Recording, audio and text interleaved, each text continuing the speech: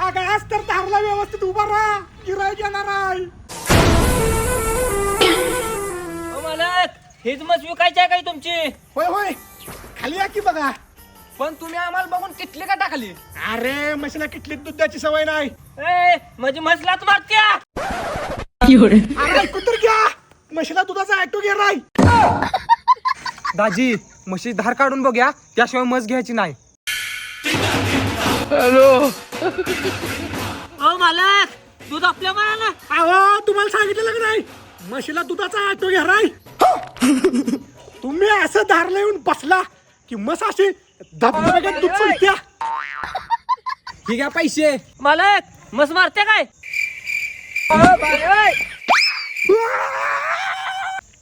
नाही मारत, सोडा. आम्ही आता खोऱ्यान पैसा वाढणार.